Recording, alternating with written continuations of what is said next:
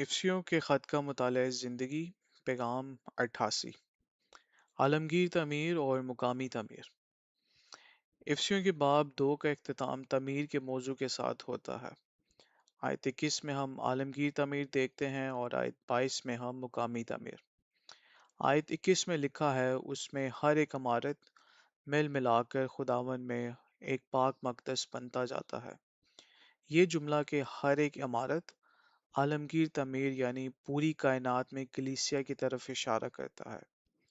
آیت 22 میں یہ الفاظ کہ تم بھی اسی میں مقامی یعنی اس شہر کے افراد کے درمیان تعمیر کی طرف اشارہ کرتے ہیں جس کے لیے یہ خط بھیجا گیا ہے۔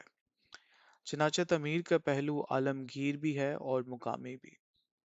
اہم بات یہ ہے کہ افسیوں کا یہ باب کلیسیا کی تعمیر کے ان دونوں پہلوؤں کے ساتھ اختتام پذیر ہوتا ہے۔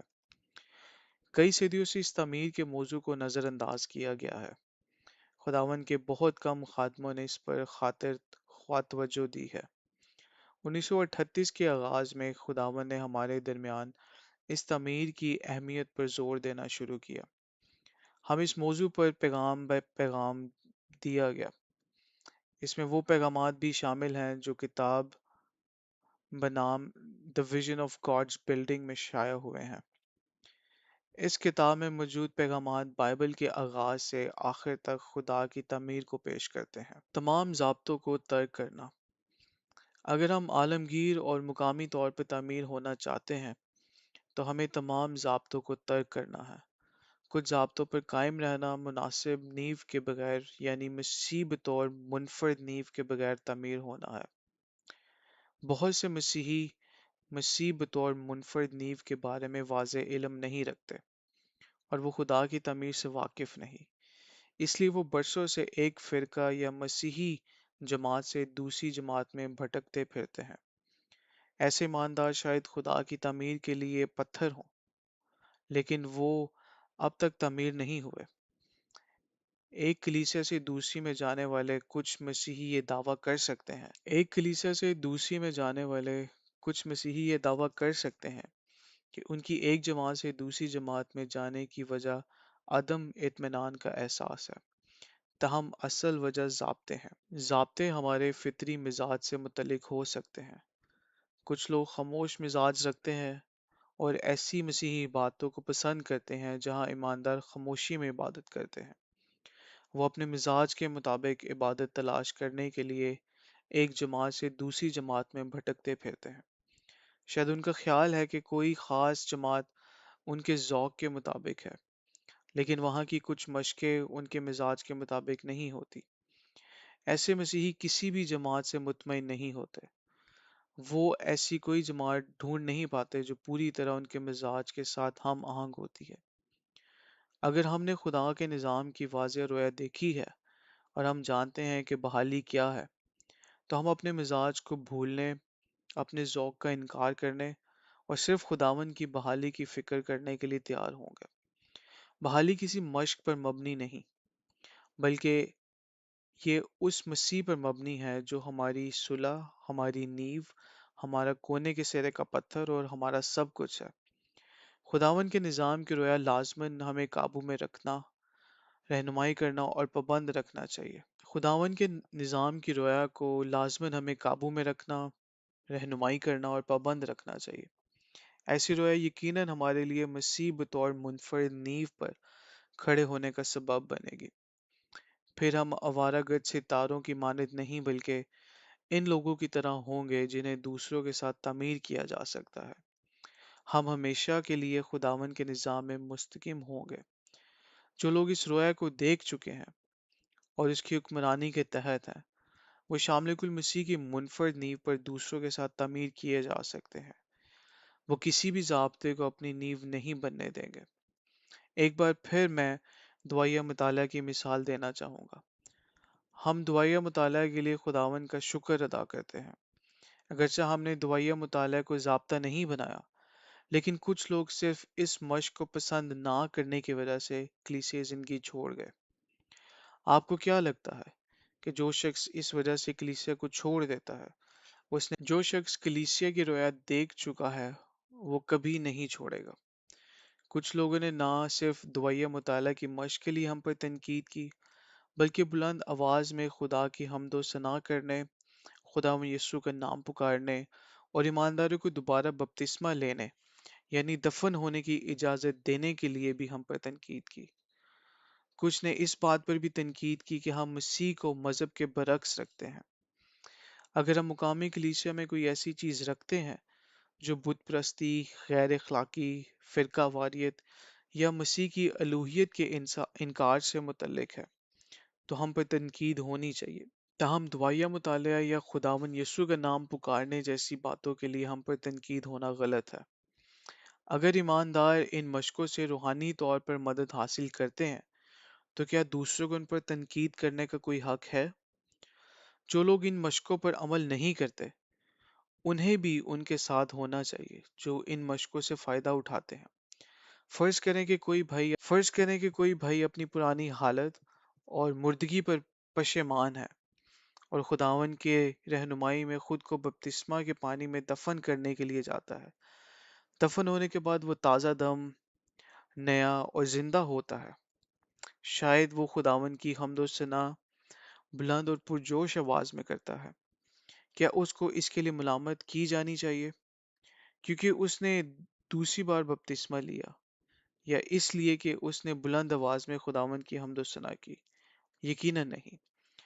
شاید کچھ ایماندار ایسے شخص پر اس لیے تنقید کرتے ہیں کیونکہ اب بھی بپتسمہ یا بلند آواز میں بہت سال پہلے چین میں پریسبیٹیرین فرقے کا ایک پادری تھا۔ وہ ماہر اہلیات تھا۔ پریسبیٹیرین ہوتے ہوئے اس کو اپنی تعلیم کے مطابق غوطہ کے بپتسمہ کی مشق کی مخالفت کرنی چاہیے اور چھڑکاؤ کے بپتسمے کو ترجیح دینی چاہیے تھی۔ تاہم جب وہ ایک دن پہاڑ پر دعا کر رہا تھا تو اس کو روح القدس کے نزول کا تجربہ ہوا۔ جیسے ہی وہ دوڑتے ہوئے پہاڑ سے نیچے آیا تو اس نے پانی کا تالاب دیکھا اور اس میں کود گیا۔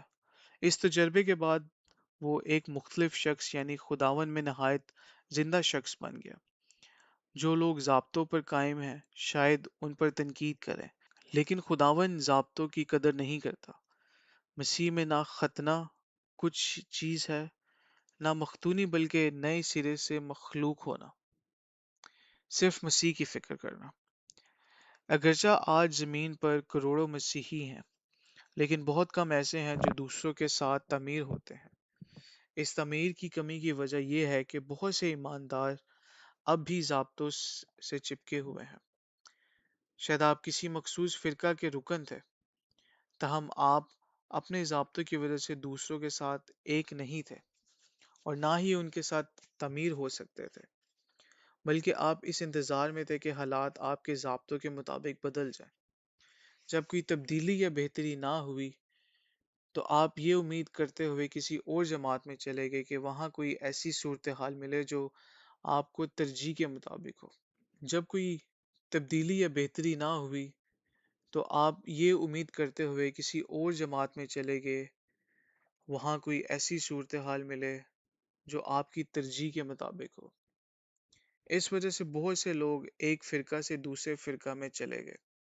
بعض نے گواہی دی جب تک وہ کلیسیائی زندگی میں شامل نہ ہوئے وہ مطمئن نہیں تھے۔ اگرچہ یہ سچ ہے کہ ہم کلیسیا میں روحانی طور پر مطمئن ہیں، لیکن ہم محتاط رہنا چاہیے کہ ہم کسی بھی ضابطے پر قائم نہ ہوں۔ ہمارے اپنے تجربے میں مسیح ہمارے لیے سب کچھ ہونا چاہیے، یعنی ہماری صلح، ہماری نیو، ہمارے کونے کے سرے کا پتھر۔ ہمیں مسیح کے سوا کسی اور چیز کی فکر نہیں کرنی چاہیے۔ چاہے عبادتوں میں شور ہے یا خاموشی، اس سے کوئی فرق نہیں پڑتا۔ ہم شور یا خاموشی کے لیے نہیں بلکہ ہم مسیح کے لیے ہیں۔ صرف مسیح کی فکر کرنے سے ہم آسانی سے دوسروں کے ساتھ ایک ہو سکتے ہیں اور مقامی اور عالمگیر طور پر مسیح بطور منفرد نیو پر اس کے ساتھ تعمیر ہو سکتے ہیں۔ حال ہی میں مجھے خداوند کی طرف سے بوجھ ملا کہ ضابطوں کے موضوع پر بہت سے پیغامات دوں۔ میں یقین رکھتا ہوں کہ ہمارے اندر موجود خداوند کا روح جانتا ہے کہ اس معاملے کو واضح طور پر سمجھنا کتنا اہم ہے۔ جیسے جیسے اور ایماندار خداوند کی بحالی کے راستے کی طرف رجوع کرتے ہیں، ممکن ہے کہ ضابطے لائے جائیں یا اختلافات رائے ظاہر ہو، چنانچہ یہ بہت ضروری ہے کہ ہم صرف مسیح کی فکر کرنا سیکھیں، خاص طور پر جب ہم ایسی مقامی جگہوں کا دورہ کریں جہاں عبادتوں کا طریقہ ہمارے عادی طریقے سے مختلف ہو۔ ہمیں کسی عبادت کا جائزہ اس کے مطابق نہیں لینا چاہیے کہ کیا ایماندار دعائیہ مطالعہ کی مشق کرتے ہیں، بیگانہ زبان میں باتیں کرنے کی مشق کرتے یا لمبی دعائیں کرتے ہیں یا مختصر۔ ہمیں مسیح اور صرف مسیح کی فکر کرنی چاہیے۔ اگر ہم صرف مسیح کی فکر کریں گے تو یہ گانگت میں کوئی مسئلہ نہیں آئے گا۔ جتنا زیادہ مسیح کی فکر کریں گے اور ہر قسم کے ضابطوں کو ترک کریں گے، اتنا ہی زیادہ ہم مسیح میں مقامی اور عالمگیر طور پر بھی تعمیر ہوتے جائیں گے، کوئی تنظیم نہیں۔ جب ہم عالمگیر تعمیر کی بات کرتے ہیں تو ہمیں ضرور اس تعمیر کو تنظیم سے الگ رکھنا چاہیے، اگرچہ ہم قطعی طور پر مناسب تعمیر کے لیے ہیں اور تنظیم کے خلاف ہیں۔ کلیسیائیں عالمگیر سطح پر ایک ساتھ مل کر تعمیر ہوں گی، لیکن اس کا مطلب یہ نہیں کہ وہ عالمگیر سطح پر تنظیمی طور پر منظم ہوں گی۔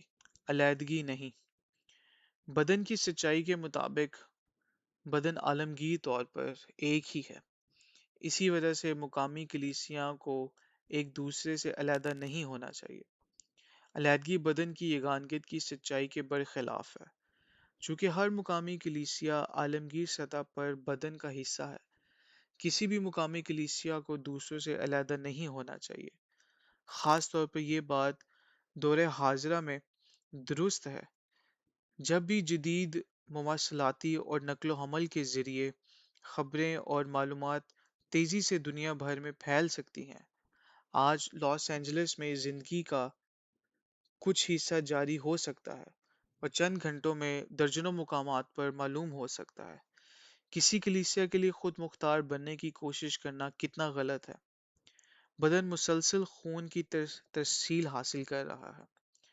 اگر ہم اپنے آپ کو دوسری کلیسیاؤں سے علیحدہ کر لیں تو ہم خود کو بدن میں زندگی کی گردش اور ترسیل دونوں سے کاٹ لیتے ہیں۔ ایسا کرنا بدن کے قانون کی خلاف ورزی ہے۔ اگرچہ ہمیں تنظیم سے اجتناب کرنا چاہیے، لیکن ہمیں عالمگیر طور پر ایک ہی بدن کے طور پر تعمیر ہونے کی ضرورت ہے۔ مسیح میں تعمیر شدہ۔ افسیو باب 2 آیت 22 میں پولس مقامی تعمیر کے بارے میں بیان کرتا ہے، اور تم بھی اسی میں باہم تعمیر کیے جاتے ہو تاکہ روح میں خدا کا مسکن بنو۔ لفظ تم مقامی مقدسوں کی طرف اشارہ کرتا ہے۔ مزید برآں لفظ بھی یہ ظاہر کرتا ہے کہ آیت 22 میں بیان کی گئی تعمیر مقامی ہے۔ سیاق و سباق کے مطابق اس آیت میں خدا کا مسکن مقامی ہے، جبکہ پچھلی آیت میں پاک مقدس عالمگیر ہے۔ پلو پلوس احتیاط سے اے خدا بنیسو پلوس احتیاط سے اس بات کی نشاندہی کرتا ہے کہ مسیح ہی میں مقامی ایماندار باہم تعمیر کیے جاتے ہیں تاکہ روح میں خدا کا مسکن بنے۔ وہ ضابطوں، مشقوں یا آرا میں تعمیر نہیں کیے جا رہے ہیں۔ ہم صرف شامل کل مسیح میں تعمیر ہو سکتے ہیں، جو ہماری صلح، نیو اور کونے کے سرے کا پتھر ہے۔ عالمگیر تعمیر صرف مقامی تعمیر کے ذریعے پایہ تکمیل تک پہنچتی ہے۔ یہ دیکھنا اہم ہے کہ عالمگیر تعمیر صرف مقامی تعمیر کے ذریعے ہی پایہ تکمیل تک پہنچ سکتی ہے۔ اگر ہم اپنے ہی علاقہ میں دوسروں کے ساتھ تعمیر نہیں ہوتے تو ہمیں یہ توقع نہیں رکھنی چاہیے کہ ہم کسی اور علاقہ میں تعمیر ہو سکیں گے۔ وہ تمام لوگ جو کلیسیائی زندگی کے پھیلاؤ کے لیے نقل مکانی کرنے کا بوجھ رکھتے ہیں، ضرور پہلے اپنے علاقہ میں تعمیر ہونے چاہیے۔ اگر آپ اب تک اپنی مقامی کلیسیا میں تعمیر نہیں ہوئے تو میں آپ کو ترغیب دیتا ہوں کہ نقل مکانی نہ کریں۔ اس سے پہلے کہ ہم عالمگیر سطح پر تعمیر ہوں، ہمیں عملی طور پر مقامی سطح پر تعمیر ہونا ضرور ہے۔ اگر آپ کسی علاقہ میں کچھ عرصے سے ہیں اور دوسروں کے ساتھ تعمیر نہیں ہوئے تو اس تعمیر کی کمی کی ایک وجہ ضرور ہوگی۔ یہ وجہ شاید آپ کی فطری چالاکی ہے یا آپ کلیسیائی زندگی کے بارے میں کچھ باتیں دل میں پوشیدہ رکھتے ہیں؟ بلا شبہ آپ نے ایک جماعت سے دوسری جماعت میں جانا بند کر دیا ہے اور کلیسیائی زندگی میں داخل ہو گئے ہیں تاکہ قائم رہیں۔ تاہم آپ کو مقامی طور پر تعمیر ہونے کے لیے اپنے مزاج، اپنی ذات کے ساتھ نپٹنا ضرور ہے۔ آپ کی روحانی پختگی کی آزمائش کسی اور چیز سے اتنی زیادہ نہیں ہوتی جتنی تعمیر کے معاملہ سے ہوتی ہے۔ مزید برآں، مقامی تعمیر آپ کی روحانی بڑھوتی میں بہت مددگار ہے۔ اگر آپ اپنے علاقے کی کلیسیا میں تعمیر ہونے کے لیے تیار ہیں تو آپ زندگی میں کثرت سے بڑھوتی کریں گے۔ تعمیر ضرور مقامی پہلو سے شروع ہو کر پھر عالمگیر پہلو تک پھیلنی چاہیے۔ کچھ مقدسوں نے زیادہ بڑھوتی نہیں کی کیونکہ وہ مقامی طور پر کلیسیا میں تعمیر نہیں ہوئے۔ تعمیر کی کمی کی وجہ یہ ہے کہ ان کے دل میں بہت سی باتیں پوشیدہ ہیں۔ اگر وہ مقامی کلیسیا میں ہیں لیکن جب کلیسیا میں کچھ خاص حالات پیش آتے ہیں تو ان میں پیچھے ہٹنے یا رکنے کا رجحان موجود ہے، یہ رک جانا ہی انہیں تعمیر ہونے سے باز رکھتا ہے۔ پیچھے ہٹنے یا رکنے کی بجائے ہمیں دوسروں کے ساتھ تعمیر ہونے کے لیے، ٹوٹنے اور حتیٰ کہ تباہ ہونے کے لیے تیار رہنا چاہیے۔ اس سے ہماری زندگی کی بڑھوتی میں کتنا زبردست فرق پیدا ہوتا ہے۔ اگر ہم اس طرح بڑھوتی کریں تو کلیسیائی زندگی ہمارے ذریعے اور ہمارے ساتھ پھیلے گی اور ہم کسی بھی آئندہ نقل مکانی میں کارآمد ثابت ہوں گے۔ تاہم اگر ہم مقامی طور پر تعمیر نہیں ہوئے تو ہم کسی بھی مستقبل کی نقل مکانی میں مددگار نہیں ہوں گے۔ فقط جو لوگ مقامی طور پر تعمیر ہوئے ہیں وہی کلیسیائی زندگی کے پھیلاؤ میں نقل مکانی کے ذریعے مدد کر سکتے ہیں۔ جو کلیسیا سے متعلق اپنے دل میں باتیں پوشیدہ رکھتے ہیں اور پھر بھی نقل مکانی میں حصہ لینے کی خواہش کرتے ہیں، وہ مایوسی کا سبب بنیں گے۔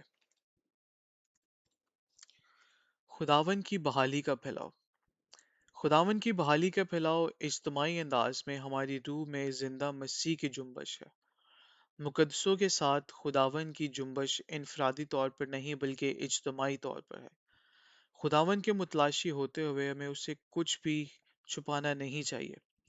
اس کے برعکس ہمیں ہمیشہ کے لیے اس کے سامنے سر تسلیم خم کرنا چاہیے اور شکستہ ہونے کے لیے تیار رہنا چاہیے تاکہ ہم اپنے علاقے کی کلیسیا میں تعمیر ہو سکیں۔ پھر ہم جہاں بھی ہوں گے خداوند کی بحالی ہمارے ذریعے پھیلے گی۔ یہ انسان یا کسی تنظیم کی تحریک سے بالکل مختلف ہے۔ مصیبتوں اور زندگی بخش روح کی اپنے بدن میں حقیقی جنبش کے لیے ہمیں مقامی تعمیر کی ضرورت ہے۔ ہم خداوند کا شکر ادا کرتے ہیں کہ نقل مکانی کے ذریعے بہت سی کلیسیاں قائم کی گئیں۔ ہم خداوند کے ان بہت سے لوگوں کے لیے بھی شکر گزار ہیں جو نقل مکانی میں مفید ثابت ہوئے، کیونکہ انہوں نے نقل مکانی سے پہلے کچھ مقامی تعمیر کا تجربہ حاصل کیا۔ ساتھ ہی ساتھ ہمیں یہ تسلیم کرنا ضرور ہے کہ کچھ مقامات پر کچھ مایوسی رہی۔ اس مایوسی کی وجہ یہ ہے کہ بعض لوگوں نے اپنے دل میں اب بھی کچھ پوشیدہ رکھا ہے۔ وہ اب بھی کلیسیائی زندگی سے پیچھے ہٹنے کا رجحان رکھتے ہیں۔ یہ اس بات کو اجاگر کرتا ہے کہ نقل مکانی کی کامیابی تعمیر کی مقدار پر منحصر ہے۔ اگر ہم پورے طور پر تعمیر ہوں گے تو نقل مکانی بھی پورے طور پر آگے بڑھے گی، لیکن اگر ہم مقامی تعمیر کے ساتھ سمجھوتا کریں گے تو کسی بھی مستقبل کی نقل مکانی میں بھی سمجھوتا کریں گے۔ آخر میں دوبارہ زور دینا چاہتا ہوں کہ ہم عالمگیر اور مقامی طور پر کتنا تعمیر ہوئے ہیں، اس کا انحصار اس بات پر ہے کہ ہم کتنا ضابطوں کو ترک کرتے ہیں اور عملی طور پر اس حقیقت کا شعور رکھتے ہیں کہ خداوند کے نظام میں ہمیں اے خداوند یسوع کہ خداوند کے نظام میں مسیح ہی سب کچھ ہے۔